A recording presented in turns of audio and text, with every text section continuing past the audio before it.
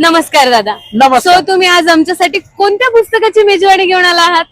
आजचं जे पुस्तक आहे सायको शायर म्हणजेच अभिमुंडे लिखित शंभू गाथा, अतिशय अप्रतिम आणि सुरेख असं काव्यात्मक शंभू चरित्र आहे. माझं तर पर्सनल मत असं आहे की प्रत्येक वाचकाला आपल्याकडे ही गाथा हे पुस्तक असणं मॅन्डेटरी आहे.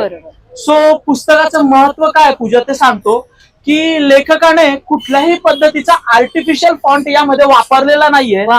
सर्व काव्यपंक्ती ज्या आहेत त्या स्वलिखित आहेत आणि त्याच या पुस्तकामध्ये प्रिंट करण्यात आलेल्या आहेत. अतिशय सुंदर असं पुस्तक आहे, बघू शकतेस. वा, किती सुंदर आहे लिखावट यांची. आणि त्यासोबतच छान आणि सुरेख असे पेन्सिलची जे काही स्केच आहेत ते सुद्धा यामध्ये आपल्याला प्रत्येक पानावरती बघायला मिळतात. संदर्भासहित यामध्ये त्या काव्यात्मक रचना आहेत. अतिशय उत्तम असं पुस्तक आहे आणि पुन्हा एकदा सांगेल की प्रत्येक वाचकाकडे हे पुस्तक असणं मॅन्डेटरी आहे. सुंदर सुंदर, खूप सुंदर पुस्तक आहे. आणि तुम्ही एवढं जर या पुस्तकाबद्दल सांगत आहात तर मी नक्की हे पुस्तक वाचेल. 100%. दादा, या पुस्तकाच्या मागे जी कविता आहे प्लीज आम्हाला वाचून सांगाल? नक्कीच. या व्हिडिओची शेवट आपण या कवितेनेच करूयात.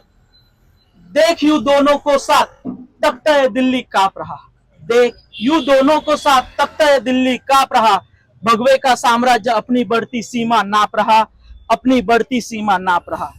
ऐसा हो शिकारी तो शिकार लड़खड़ाएगा, ऐसा हो शिकारी तो शिकार लड़खड़ाएगा, देख साथ इन्हें हर रिपू डगमगाएगा, हर रिपू डगमगाएगा. निस्संदेह शंभू तख्त हिंद को चलाएगा, तख्त हिंद को चलाएगा, शेर का छावा है वह, शेर का छावा है वह, शेर ही कहलाएगा, शेर ही कहलाएगा. Thank you so much. ऐकून लिटरली अंगावर शहारे आलेत यार. अप्रतिम. तितकंच सुंदर पुस्तक आहे. पुस्तक वाचल्यानंतर आपण सगळ्यात त्या ओरामध्ये जाणार आहोत. सो नक्कीच हे पुस्तक सोबत ठेवा, घेऊयात, आपल्या संग्रहात ठेवूयात. Thank you so much.